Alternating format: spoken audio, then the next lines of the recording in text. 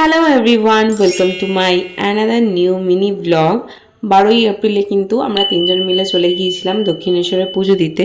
আর দেখো সকাল সকাল কিন্তু উপোস করে চলে এসেছি দক্ষিণেশ্বরে। আর দক্ষিণেশ্বরের মেন গেটেই ক্যাবটা নামিয়ে দেয়।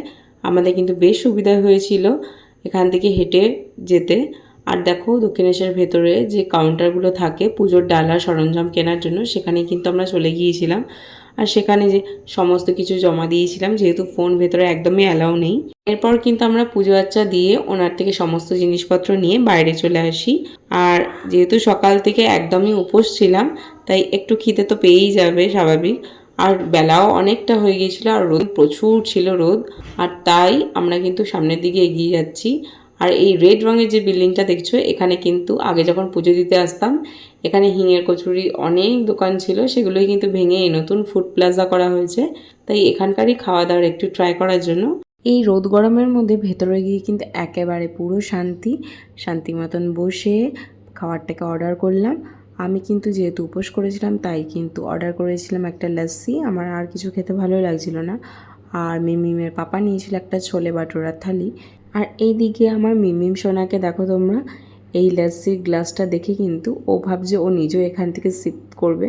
তো যাই হোক, ও তো অনেক ছোট, এগুলো দেওয়া ওকে যাবে না। তবুও কিছু কিছু জিনিস একদমই না দিয়ে খেতে ইচ্ছা করে না সামনে।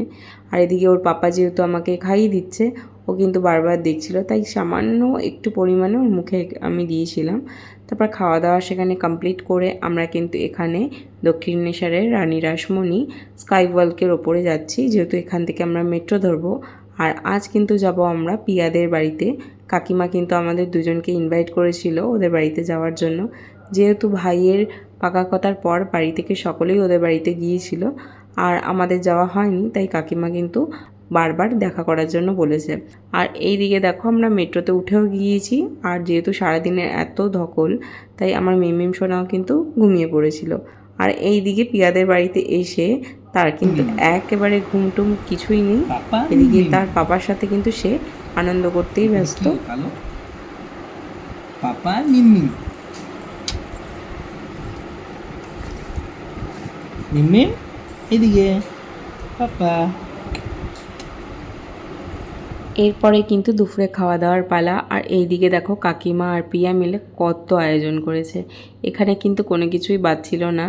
মাটন, মাছের কালিয়া, তারপর গলদা চিংড়ি, মালাইকারি, ডাল, দই, চাটনি, পাঁপড়, সমস্ত কিছু ছিল। তার মধ্যে ফ্রাইড আইটেমও অনেক কিছু ছিল।